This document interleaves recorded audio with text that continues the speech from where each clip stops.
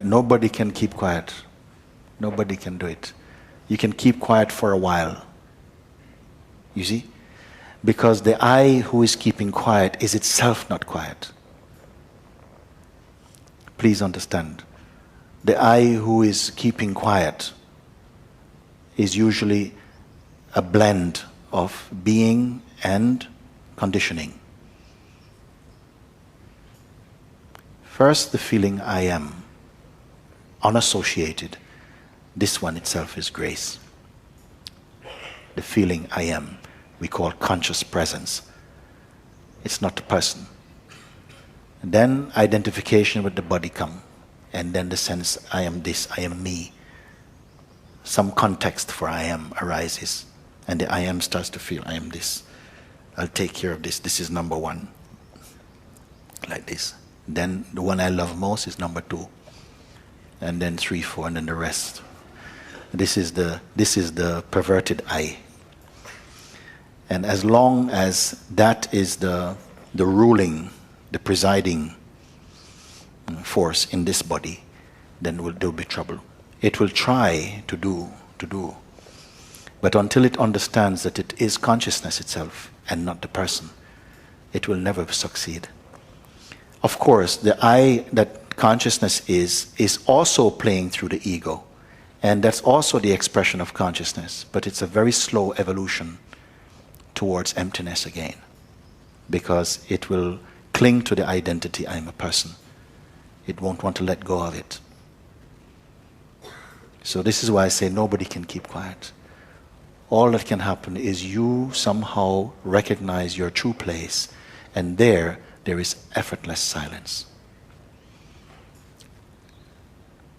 Effortless silence. When you discover that, it doesn't matter if you're speaking or you're climbing a tree or in the middle of the city, there's only silence. Your being is complete silence. Not you keeping silent. Therefore I said nobody can see. You can keep quiet for a bit. But the silence which is integral, inherent in your being, you cannot do by effort. It simply is this. You are silence and grace and peace. But when you have the feeling of individuality, personal individuality, then there must be effort. And that effort will not be consistent. It will not be constant. It will be waves of success, failure, sometimes getting better slowly. But I point you directly to that which is behind the mind, which is not contained in the bubble of the mind.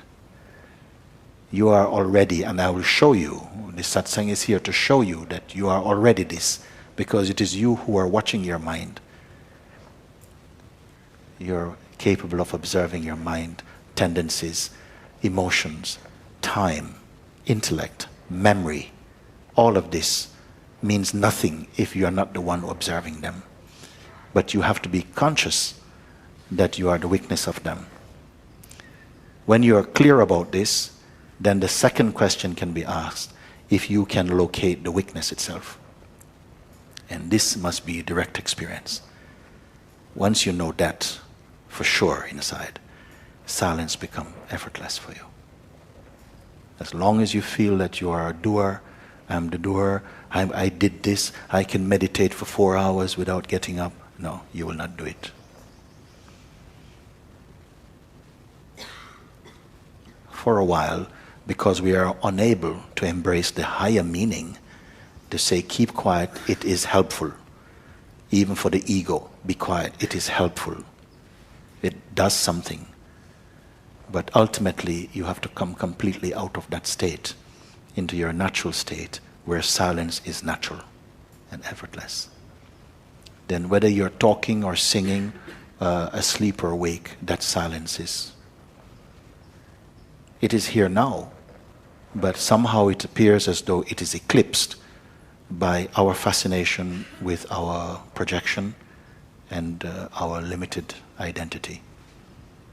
It's absorbing most of the energy from the consciousness, is being pushed into the identity, into the personality. That's it.